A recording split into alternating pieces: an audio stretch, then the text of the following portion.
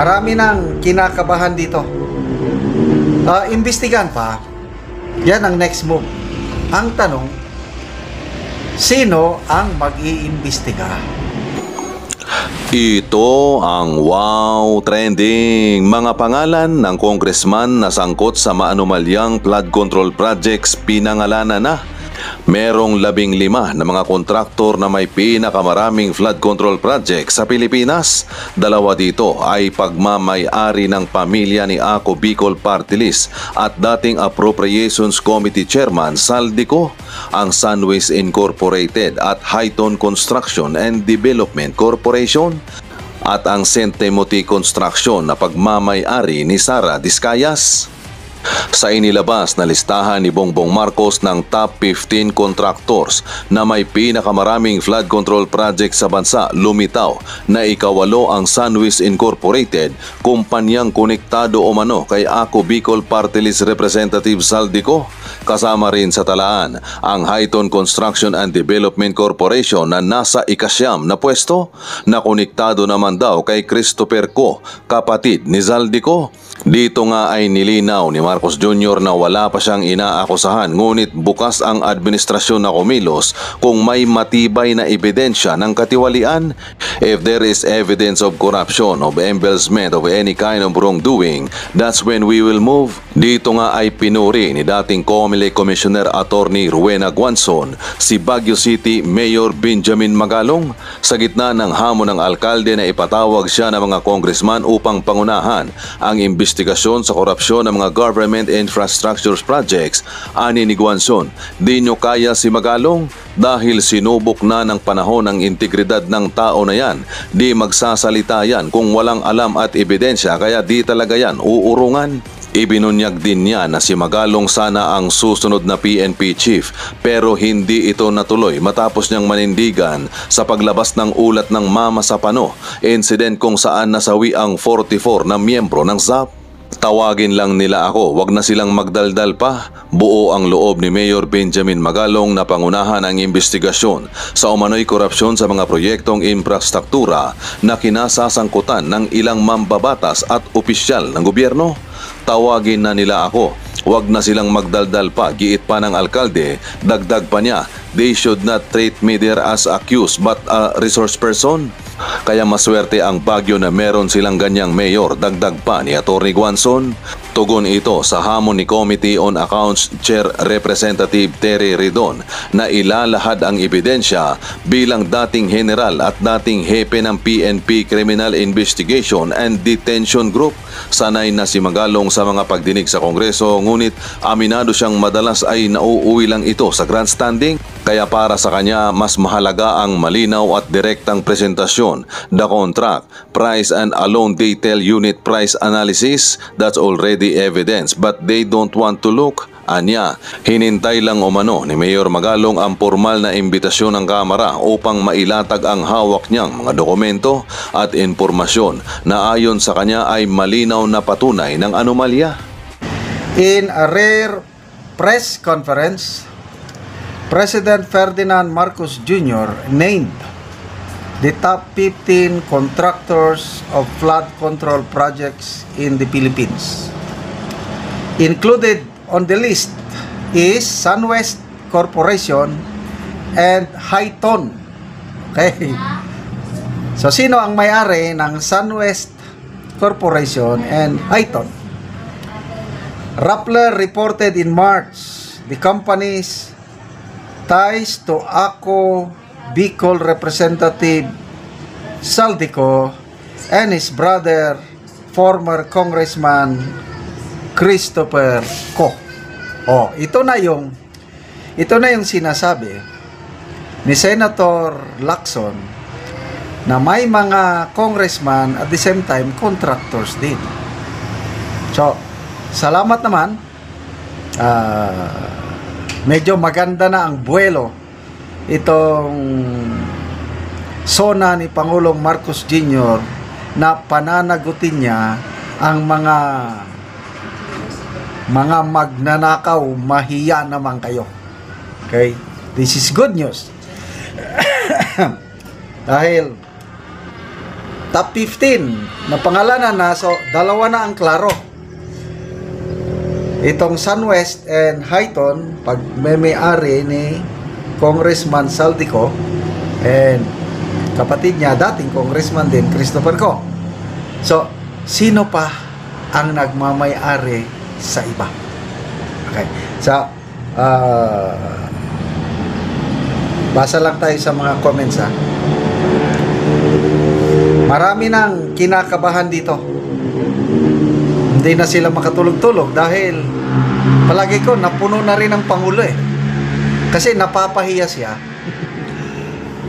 Last year, ipinagmalaki niya 5,500 flood control projects natapos na. After 2 days, na Bagyo Katrina, nabaha ang buong Metro Manila. I'm sure, ang Pangulo, hindi lang niya may yung hiya niya at galit. So ngayon, naulit na naman. Bago siya magsona, nagbagyo na naman. Kaya, napuno na ang salop. Pinahiya niya na, shameless campaign niya na. Maya naman kayo. Na ang mga manhid, ang mga pinapatamaan, sila pang pumalakpak. Okay, magbasa lang ko sa comments. Phil, pasensya. He is being groomed. The next Akarang the Billionaire by Tambi. Leonido Raso. So, what is the move? File a case, imprisonment, firing squad, the best. Imbestigan pa. Yan ang next move. Ang tanong, sino ang mag-iimbestiga? Yan ang medyo malabo. Klinaro na ng Pangulo na hindi DPWH. So, that's good. Kasi nga, bakit DPWH ang mag-imbestiga? Sila ang na-involve.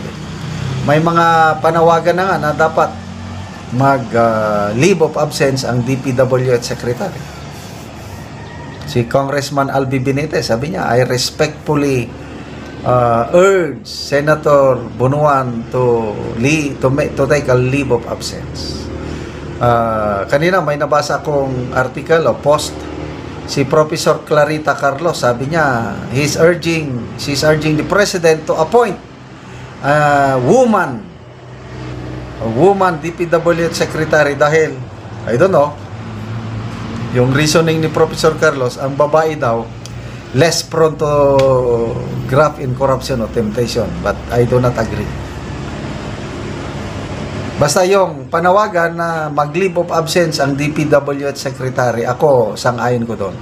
Leave of absence lang, hindi naman mag-resign. Okay. So, sino ngayon ang mag-imbestiga? Yan ang... So, ang mga suggestion ngayon, yung editorial ng Philippine Star ba yung kahapon? O the other day, nag-suggest sila na the President should create an independent body to undertake the investigation, which I agree. Si General Magalong nga, Mayor Magalong ng Baguio City, nagbo-volunteer eh. So, depende ngayon sa mag-imbestigar. Yung walang cover up, walang sasantuhin.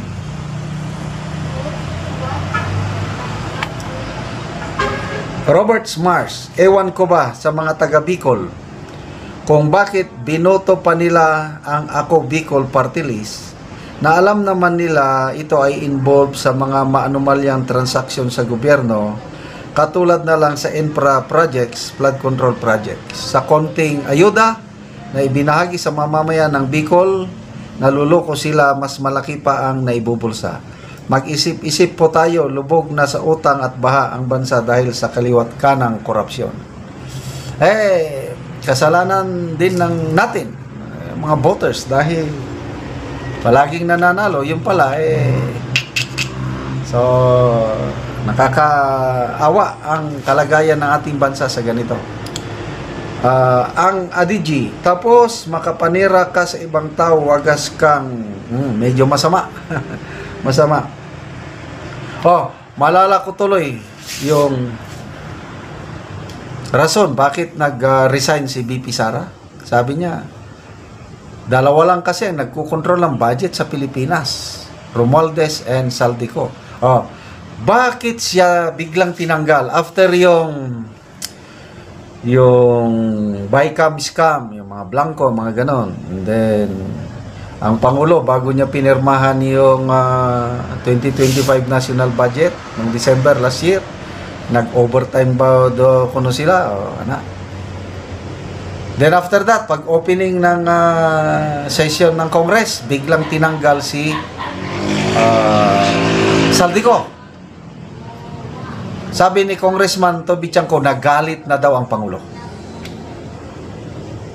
So, bakit si Saldico lang? Hindi naman magagawa ni Saldico yun kung siya ang basta nagiging scapegoat na lang si Saldico. But anyway, subaybayan natin itong mga development na ito na pangalanan na top 15 contractors. Connected ba ito sa mga kongresista o lawmakers? Dalawa na ang klaro, Sunwest and Highton. Salamat sa article ng Rappler. Okay, mga kaibigan, salamat sa inyong pagsubaybay sa ating channel. Nakakatulong kayo ng malaki sa tribong Talandig ng Bukidnon dahil ang income natin sa channel na ito is pantulong natin sa tribo. Namimigay tayo ng livelihood assistance, nagpapatanim ng saging lakatan at Arabica coffee. Panoorin nyo ang video na ito. So karon na ako sa among kapihan, akong videohan kay kani nga kape humana ni og abono. So makita gid nato diri nga mao ni ang una nga naabunuhan na nga kape. So makita gid nato.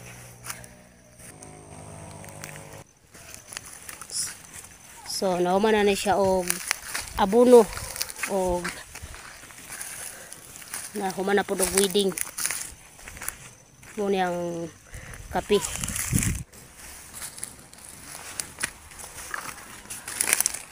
So makita po nato ang gulang ng similya ug mo na ang itsura.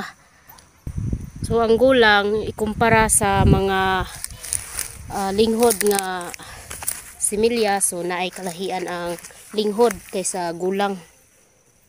So man siya ang linghod nga similya. So maayo gid ang iyang turok. So dinhi na pud ko sa ikaduha nga bahin nga wala pa nin abunuhan ug iyaha. So mo ni siya padulong dito sa ubos. So makita gid nimo ang kape. Siya ang weddinganan pa og abunuhanan. So makita nato nga mag-abono na. O ato og wedding pod.